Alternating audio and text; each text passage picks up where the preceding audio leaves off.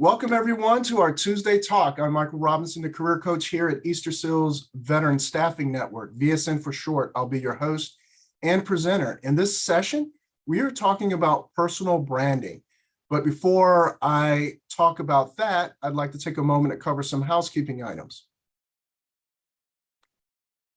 This session will last approximately 45 minutes with a live 15-minute Q&A session at the end. If you have any questions before the end, please pop those into the chat box. I will break periodically if I see a lot being chatted. Lastly, let us know how we're doing by filling out the end of session survey. Here's a little bit about me. My background is I'm a retired Marine with the majority of my post-military career having been in HR.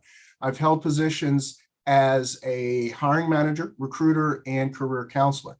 In my previous position, I worked exclusively with members of the military moving into the civilian workforce as an employment facilitator, part of the Transition Assistance Program, also known as TAP.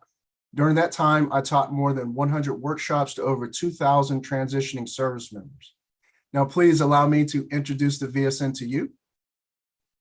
And I do apologize if I start losing my voice. I have a little bit of a cold, so I'll be taking a sip of water every now and then. The VSN staff understands the employment challenges that veterans and military spouses face because we too are veterans and military spouses as well. We've matched over 2,700 qualified candidates with employers to fill temporary to permanent and contract as well as direct hire positions. The fees from those placements are then reinvested into the coaching services, allowing the VSN to have coached more than 15,000 veterans, wounded warriors, and military spouses. And this leads me to where I fit in. Our career coaching just isn't about landing a new job. It's about helping people discover what they need in work to be truly happy and contribute meaningfully so that hopefully they won't be looking for work for a very, very long time. Our process is to help people gain clarity on and understanding about the core aspects of the employment process, which you see here on the screen. Then they can gain control of their job search and then reach those career goals. Today, we are talking about personal branding, and our session will cover the obvious, which is personal branding, but more importantly, what it is not, and how it could be beneficial to us in our job search and to further our career. We'll also discuss the 5 Ps of branding, personal branding, as well as follow on and close out with 10 tips. All right. From here, let's get into personal branding and what it is. Simply put, in a very simple definition, there are a number of different opinions on what personal branding is, but essentially it is the effort to communicate and present your value to the world. It is essentially the impression that we want individuals and people to know about us. And this is gained from both our in-person appearance as well as what we have available about us online. Most importantly, it's the aspect of our personality that distinguishes us from other professionals. And then it also includes the unique combination of skills, experience, and our personality and how we want people to see us. So that is what personal branding is, controlling our image. What it's not is being fake.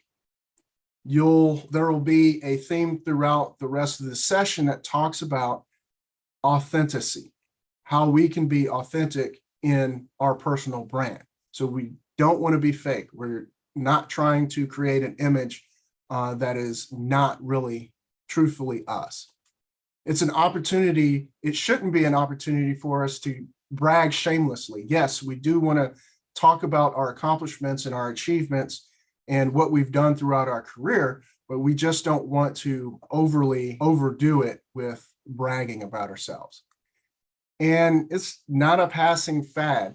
So personal branding is an adaptation of corporate branding. So corporate branding has been around forever. More importantly, the personal branding aspect started in about the 1980s and really hit the mainstream in 1990s.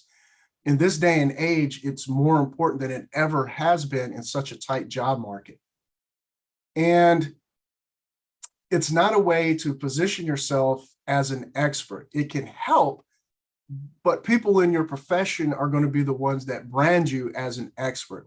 You can definitely help and leverage that to promote yourself, but just saying that you're going to be, or saying that you're an expert, doesn't make you an expert. Also, there is an opportunity to become famous through your personal brand, but that doesn't necessarily mean that that should be the sole focus. And then it merely isn't just a nifty tagline for your resume, email, or anything else that you want to put out there. Definitely, we are going to use it in our correspondence. However, it should be more about the value that you bring to that particular employer or entity. And then it can't be gifted. No one will be able to give you a personal brand. This is something that you will need to create and then, of course, promote it. So why is personal branding important? Well, believe it or not, we all have our own brand, and it's basically our reputation, what we're known for. But for most of us, we haven't had a chance to craft it and cultivate it. So it hasn't been intentional by design. In short, basically, we've already been branded by people in their own minds. So how we present ourselves, whether that is in person or virtually, or the information that is about us online or in the news or whatever it might be, people automatically form that opinion.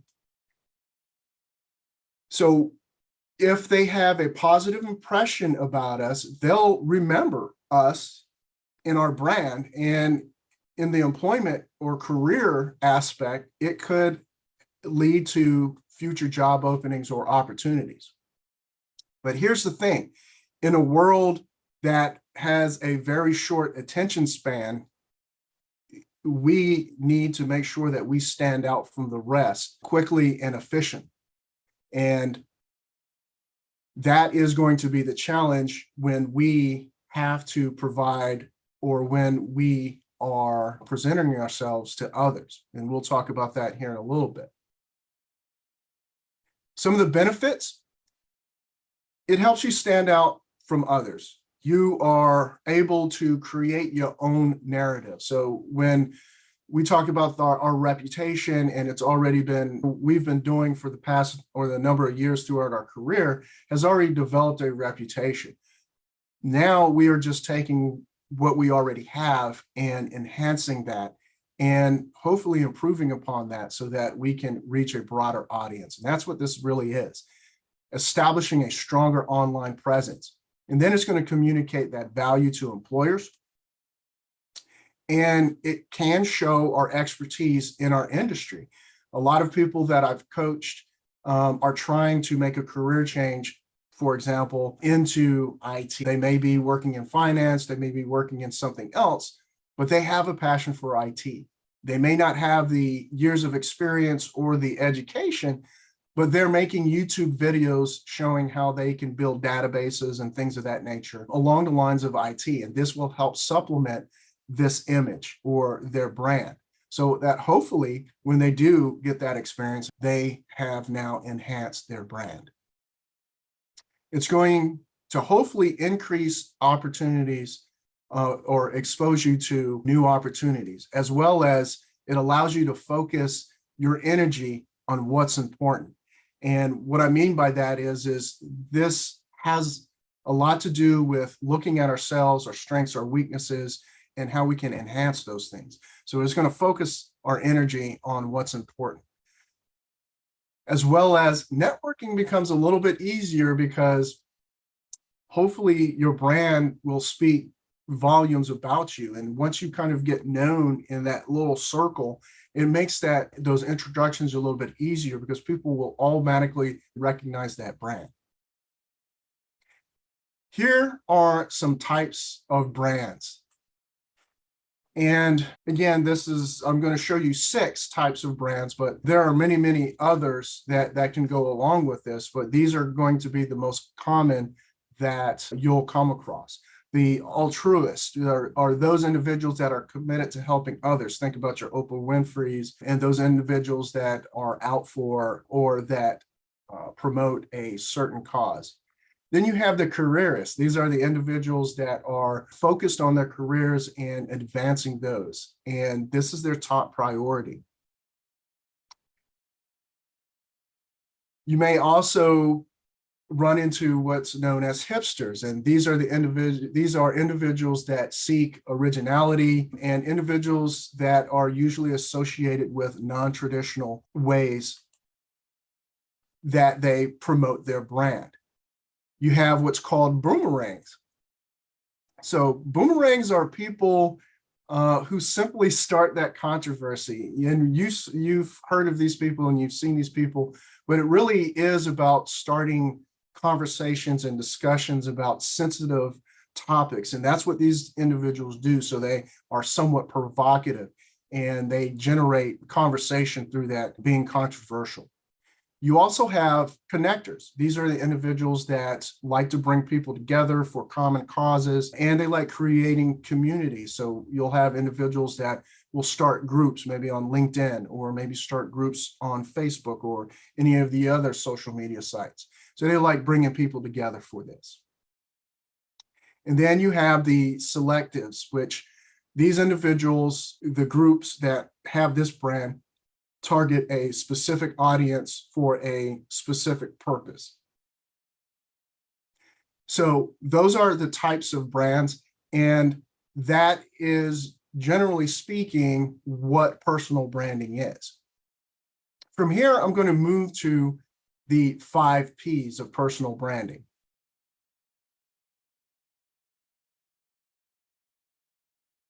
This is the purpose, the power, presentation, people, and promotion. So the purpose obviously being why. The power is the strengths, your talents. Presentation, well, first impressions are lasting impressions. Remember, snap judgments, the people are automatically going to form that opinion about us. But we have a way to cultivate that, and that's going to be through the presentation. The people, this is going to be your audience. Who are you looking to influence? And then the promotion aspect. This is the marketing strategy. Give me one moment. I'm just checking the chat real quick. Okay.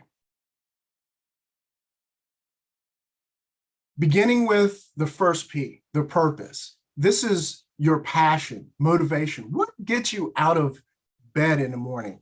And I like to think of this, many of us that at least start out in our careers, we don't necessarily find that until later on, where we've worked for a few years and we figure out what we actually want in our careers. And sometimes this requires a career change. So when you're thinking about that purpose, we always want to think about what is deep down that's going to fulfill our destiny and put things in place in order to make that happen. So by defining your intentions, what you want to do, and then of course, applying that to your brand, you will understand this a little more, and it will bring clarity as to how you want to move forward. And personal branding isn't just limited to the top executives or to famous people. Everyone can enhance their brand. It's just taking those purposeful steps in order to do that. And then, of course, we all have think about this, you have 8 million people or 8 billion people on the planet. We're all different in some way, in some shape or form. We have to center that and find out what makes us unique. And that's what we're going to capitalize on as we develop our brand. So we need to be aware of this, and through self-discovery and reflection is how we're going to gain that. The second P is our power. What do we do better than all our peers? Now, this sometimes, a lot of people that I deal with coaching, they don't know how to describe that. We know that we do better than others, and we can do better than others, but we have a hard time figuring what that is and how do we do that. And then, of course, what influences do you have in the industry, the field that you're in your occupation? More importantly, what kind of reach does your network have? And truthfully speaking, many people don't know. And if you're on LinkedIn and you have, say, 2,000 people that you're connected to, well, your reach actually is what that extension of that network is. But how we utilize that is the important thing. And that's where a lot of times we don't use it effectively. The unique set of strengths and your personal attributes, what distinguishes you from other people that are similarly situated? And then, of course, what are you beyond your job title? A lot of people don't think about this. We tend to use our job title as our image. And military individuals coming out of the military do this quite often. And this is something they struggle with, especially if you've been in the military for a long time. Maybe you're a senior NCO or a high-ranking officer. You're not a colonel anymore. You're not a sergeant major. You're not a first sergeant when you get to the civilian sector. And you have to figure out what you are beyond that job title. And that's the important thing. This is important. How much is the job market willing to pay for your experience and your skills and your services that you bring? So that way you're going to have to survey the market just to figure out what that is, reaching those financial aspirations that you might have. But if there's very little that's going to change, you're going to have to figure something out as to how you can best supplement that income. The third P, obviously, is the presentation. Presentation is everything. You have to understand that you will need to be crystal clear about who you are, what you do, and why you do it. This is important in developing interview techniques so that you can talk comfortably and freely about your knowledge, skills, and abilities. And this is very important. When we're doing interviews, we can talk about what our team has done. We can talk about what other people have done. We can talk about how we can contribute, but what did you actually do that made that situation a success? And many times that becomes problematic. So we have to develop those techniques that are going to talk about what we've done, not necessarily bragging, but we need to be clear about what we do, how we do it, et cetera, et cetera. And this comes to highlighting our track record, ensuring that all our branded materials, the resume, cover letters, and LinkedIn profiles communicates our brand consistently. And then, of course, we need to put our expert knowledge to work by crafting articles, recording podcasts or YouTube videos or things like that that genuinely help share or that shares our brand, but we have to do this quite often. And this is sometimes what drives people away, because now they're like, oh, wait a minute, now I got to post articles and I got to do this and I got to do that. How far you take your personal brand marketing strategy is really up to you. But you remember, to be effective, you have to fully engage your audience. And that's how we fully engage our audience, by providing materials that they can consume that, again, is going to benefit them. And then, of course, going back to how we interact with a generation that doesn't have a lot of time. I mean, most people's attention span is very, very short. And a lot of people like watching things like TikTok videos that are only 15 seconds long. So we have to be able to capture their attention and deliver our message within a very, very short amount of time. And this takes practice. The fourth P is going to be people. So whom do we want to serve, or who are we looking to influence? The audience. This is the people. And how are they going to benefit? What impact are we going to have? So you think about this as your sphere of influence.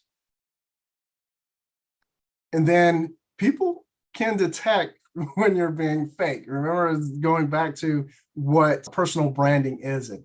People have a pretty good BS detector. So we always want to be authentic in how we present ourselves and the information that we are passing along. Again, know what you are, know who you are, know your values and what you stand for. And then you're going to have to build a team that is going to help promote this. So you're going to build, and you would like, in essence, you would need to have an A team that is going to help elevate your brand. So think about who's in your network, that inner circle, that outer circle. Think about mentors and sponsors that you may have had in your past dealings. Those are going to be the individuals that are going to help. And then you have to be able to promote yourself effectively to employers, both in the workplace and beyond. So remember that you are not just focusing on the employment aspect of this, but you're also trying to reach a broader audience that could hopefully potentially be able to help you project your brand a little further. And then, of course, you have to constantly keep in touch with your audience so that they will remember who you are. If you just post once every blue moon, they are probably going to forget you within a month or so. The fifth P, this again is the promotion. So your marketing strategy. How are you promoting your skills and your expertise? What social media channels are you using? LinkedIn obviously is the premier professional networking site, but it doesn't necessarily mean that's the only one that you can use. By all means, you can use TikTok, you can use Instagram, you can use whatever social media platform is out there to you. But is it going to reach your target audience? And here's a fun thing we used to do in our transition assistance classes for those military people moving into the civilian workforce. Google yourself. And if you don't show up, that probably means that you have a non-existent footprint, social media footprint, digital footprint. If you do show up, but you're showing up on the fourth and fifth pages, I'm here to tell you that most of the time, most people don't search past the third page. I mean, think about it. If you're looking for restaurants and the results are coming back, you're probably not going to go to the fifth or sixth page. Usually what's coming up on the first, second, and third page is what you're going to look at. Same kind of concept here. And then, of course, leveraging that platform, whether that's LinkedIn, Facebook, or whatever it is, to promote your personal brand is going to be key. And lastly, create that plan of how to engage your audience based on what that platform is. From here, the 10 tips. All right, 10 tips. First, you'll want to create a personal vision statement.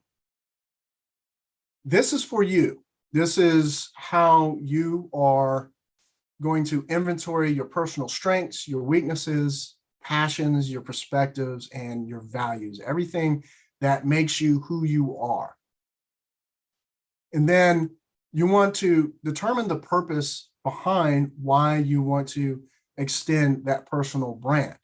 And everybody's going to have a different reason why, whether that's employment, whether that's that cause that you believe in, et cetera, et cetera. So why do you want to build that personal brand? What do you want to achieve?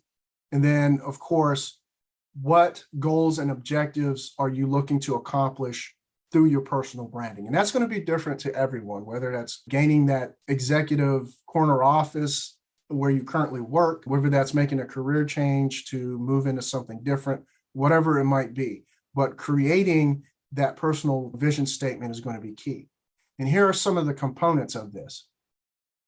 Your short and long-term goals, developing that. your values. This is going to be extremely important in understanding who you are, those principles, and determine how you're going to achieve that goal. Your interest.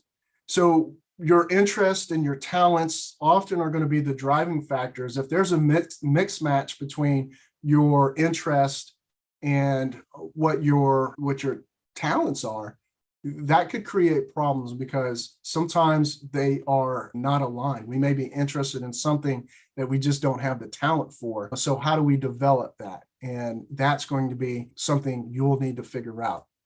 That could be through those skills by upskilling or reskilling, but you need to determine what your strengths are and your abilities that are going to convince employers that you are the best candidate for their position.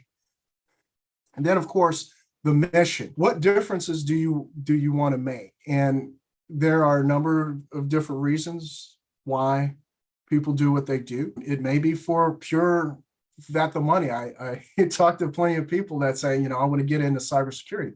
Well, why do you want to get into cybersecurity? I want to make the money. Then there's others that say, I really love this. I'm passionate about it. Money, yeah, it's a factor, but it's more about doing what I want to do. So determine what that mission is. This is an example what a personal vision statement might look like. And this is all to you. Remember, this is not going to go to anyone else. This is you that you can put up put on a sticky and post on the mirror every morning that you can look at. And it might look something like this. I want to work with disadvantaged youth to become a teacher, and this person looks at how to develop their skills, and they are utilizing at this point their attributes of being approachable and friendly, having a friendly personality as their strong points. And then what their passion is. And their passion is obviously helping people that are going to be less fortunate. So that is an example of what a vision statement might look like. Everybody's is going to be different. And I would encourage you to, look at that and work on it as often. And it's going to change as you develop your personal brand, as you grow in your career. That will change. Then you may want to determine what you want to be known for. This is tip number 2. So 3 to 5 qualities, a mix of personal and professional qualities. Some things you may want to consider. What are employers finding valuable? So technical skills are obviously going to be a given. But are they looking for project management skills? Are they looking for critical thinking skills? All those kind of things that employers are looking for in candidates. So the way that you're going to be able to do that is look at job posting, and knowing how to decipher that is going to be critical. Then you also have to think back on times when you have had huge successes and you were praised and rewarded for that. What were those particular skills that you used? What was the things that others value? And that's going to be important because we have to put this together so that we are going to project that. And then how do you want to be remembered by others? When you walk out of a room, out of a meeting, what do you think people are saying about you? What do you hope they are saying about you? That's going to be the impression that you leave them with. How do you create value for others, and who are you creating it for? This is going to be important because not everybody is going to value the same type of attributes that you have. So you have to identify that audience that's going to consume your brand. And then, of course, what are the expected outcomes that the services that you're going to provide for others? So if you say that you can do X, Y, and Z, people are going to expect that you can do X, Y, and Z, and that's going to be what that final outcome is going to be. And I've touched on this quite often, but tip number 3 is, of course, defining that audience. And when we do this, we need to determine who we are trying to reach, who are we trying to influence. And in this particular case, if we're talking about career-wise, you're talking about the employers, recruiters, and hiring managers. You want to emphasize your technical skills and experience in your LinkedIn profile, your resume, your cover letters, and virtually anything that you are going to use in that marketing strategy. Identify your ideal job role. Define your target industry. We may be working in an industry right now, and it may not necessarily be what we really want. So what do we want? We have to figure that piece of the pie out. And then, of course, create your dream list of companies. From here, research those companies. Start mapping out that career. Find people, your competition, in whatever field that you're looking to move into. What are they doing? How are they doing it? What kind of education do they have? LinkedIn is great because it's going to give you a lot of this information in quite a bit of detail. So you can figure out what others, if you're looking to break into a new career, this is looking at how others did that is going to be very useful information for you. And then, of course, subscribe to relevant publications and online journals and things of that nature. Get active in blogs and forums because that's how you're going to expand that network. Also, it could help you develop some skills and knowledge of that particular industry. And then lastly, join clubs and organizations if they have conferences and things of that nature that you can attend. Next, we have a very short time to make that first initial impression. And you may have heard the elevator pitch referred to as the elevator speech or the professional introduction. It's all the same thing. Really, what we're doing is preparing a 30-second summary of who we are, what we do, and what we are looking for in our career. And if it's properly drafted, this elevator pitch will allow us to create a positive image on that person that we are attempting to influence. So it's a definite must-have in your job search. It's going to highlight your ideas, your values, and what makes you different, that unique aspect. And it's focused on what you perceive that prospective person wants to hear. So you have to understand the audience that you are delivering your elevator speech to. And a good elevator speech does have to prevent potential to open up new opportunities and help you build a stronger network. Some components, obviously, your name. If you want to interject your title and profession, that's fine too, or whatever you aspire to be. It's really up to you, however you want to do that. Remember, consider the audience that you're presenting this to. Demonstrate your ability to create value. What does that mean? Well, you have a value proposition statement, which is the tangible and intangible, those benefits. Tangible, obviously, being the measurable. The intangible are those non-measurable. So we're talking about elements of your passion, your leadership style, and culture fit. You also have the unique selling, often referred to as your USP. This is the attributes that makes you different than someone else, your competitors. And then lastly, what do you want to accomplish? Why should this person be interested in listening to you? This is what a elevator pitch might look like. In this is aspect of me providing who I am, job title, et cetera, et cetera. From that point, I am going to interject my value proposition. As you can see here, I list out during my tenure, what I've done, absence of books, activities. So this is me trying to convince this individual that I have provided value. And then, of course, I use that tangible, what can be counted, the 96% pass rate for fifth graders, et cetera, et cetera. At that point, this is my USP, my unique selling point. And this talks about my knowledge, what my mission is, as well as what I want to do for those individuals that are disadvantaged. And then lastly, here, can you give me some advice? This is why I am approaching this individual and what I'm looking for. So those are the aspects of what a elevator pitch might look like. Make sure it's crisp and it has either the value proposition or the unique selling point, preferably both, if you can interject those. From here, I've talked about this a number of times, but informational interviews, these are the most underutilized tools in our inventory. And what a informational interview is, it's a conversation, it's an informal conversation between a job seeker or one person interested in moving into another type of job or organization. Some things that you want to ask are questions that provide you with insight, not the generic questions. You want to have questions that are going to provide you with some real actionable and insight.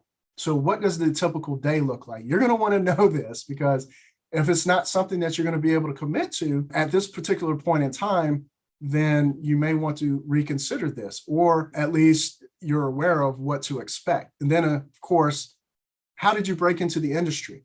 Many people, HR, for example, there are a lot of people that did not start their careers out in HR. They kind of fell into it. Maybe it was a collateral duty. Maybe the HR director left and that person was tasked with the human resources function until they could find someone else. And maybe they didn't find someone else and that person ended up taking over HR. There's a vast number of backgrounds of individuals that ultimately ended up in HR. Understanding that and having that unique aspect will give you better insight. What would you do differently? How would you go about cultivating that career that you're currently in if you had an opportunity to do it all over again? Also, is there anyone else I should connect with? Hopefully we'll be able to be warmly introduced. That person that you're talking to will be able to connect you with that other person. And this is a warm introduction. It's a lot better than trying to reach out to somebody and do pretty much a cold call. You're now expanding your network. And then, of course, embrace networking. Many people don't. Many people see this as something they just don't do. But if you're going to develop your brand and you're going to promote yourself, this is how you will have to do it. And that's through meeting other people. So identify your employment goal, make a list of people that from across your social network, as well as individuals that you may have met before, groups, organizations, people you socialize with both personally and professionally. Start connecting with them. Start connecting with them, whether that's through email, social media, whatever it might be, whatever your channel of communication might be or theirs, connect with them. This might be peers in the industry as well. These individuals are important. Yes, they are competition. However, you will be able to learn a lot from people that are going through the same process that you might be or have been through that process, and you can gain some insights from them. And then, of course, do it regularly. Once a month may not be enough, depending on how well your network is. So set yourself some networking goals, 5 to 10 people a week, whatever it might be. But again, this is about promoting your brand. So the more people that you connect with that is going to be a consumer of your brand, the better off you're going to be. Ask for recommendations. Recommendations on LinkedIn are going to gain the most visibility. You still can ask people for recommendations for a hard copy or paper recommendation, but think about this: only employers that you present that to are going to be seeing those. Ask current and former colleagues and managers, assuming that they have observed your work ethic. Other individuals that you are or have been associated with, such as professors, if you've gone to college or whatever the case may be, or if you took certain workshops and training, leaders of organizations, if you've volunteered before and you've made some connections there, those are very useful as well. It kind of gives that 360, the complete picture there. And then, of course, people that are doing those recommendations, they can actually act as references. So be sure to ask if they would be willing to talk to employers on your behalf if you use them as a reference. Tip number 9, growing your online presence. Yes, this is probably the most important aspect of promoting your brand. You have to develop that online presence. Make sure that your story and your professional profile photo are consistent across all the platforms. So you don't want to have a different photograph on LinkedIn than you have on Twitter or Facebook. Create a social media strategy that's going to be able to spread your brand consistently. And if you have one of those sites that you use for strictly personal, you may want to use a different name. Make sure that those security settings are set to very strict, and those individuals that you allow to connect with you, friends, close friends and family. I've heard of individuals that have made their professional Facebook profile different using maybe a different variation of their name, the name that they're going to use that's consistently for employment. Those are some things that you may want to think about. Lastly, LinkedIn, premier professional networking site. And again, I do have a video of that. It serves as the tool 9 times out of 10 we're going to use in order to convey our professional brand.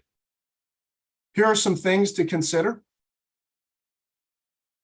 Complete your profile. If your profile is incomplete, it is not going to help you show up in searches because there's a lot of keywords that people are using that are associated with developing your profile. And the more that you have those keywords embedded in your LinkedIn profile, the chances are you're going to show up in those searches. And remember, I told you, they're not going to look at page 8 and page 9. It's usually going to be the first 3 pages that you want to show up in. So focus on your key industry skills that you're trying to promote and quantify your accomplishments. And then, of course, develop your branding statement. Remember, I talked about your personal vision statement. This branding statement is going to be something that's different. This is external. This is going to others so that everyone else can kind of take a look at what you have to offer. From here, I'm going to show you what one looks like. Compare this to this example. Which of these do you find to be more effective? The one on the left or the one on the right? If you say the one on the right, I would have to agree with you. Here are some ways to better present that branding statement in your headline on LinkedIn.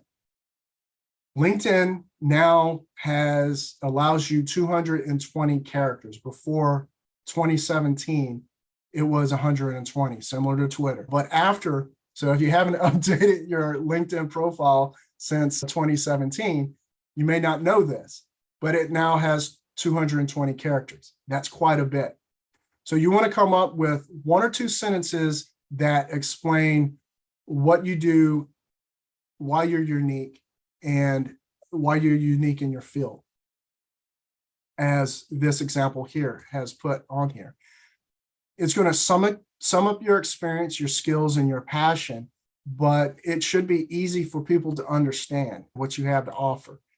And then, of course, make it short and catchy, but it needs to be long enough to convey and be compelling to others that read it and demonstrate your personality as well. And then, of course, avoid bragging or using exaggerated statements. Our key takeaways for today: identify those skills and areas of expertise. That's going to be so, so important. And then, of course, decide how those are going to be best suited to employ your brand. Define your value proposition. Your values are going to be the purpose behind doing what you do for a future employer. And then, of course, write your resume and LinkedIn profiles and your cover letters to promote your points develop your interview techniques so that we are going to be able to promote that in an interview and be convincing to employers. And then lastly, make sure that your posts on social media are positive and consistent with your personal brand. Here is my information. I appreciate you all for joining us today. And I'm going to stop the recording at this point.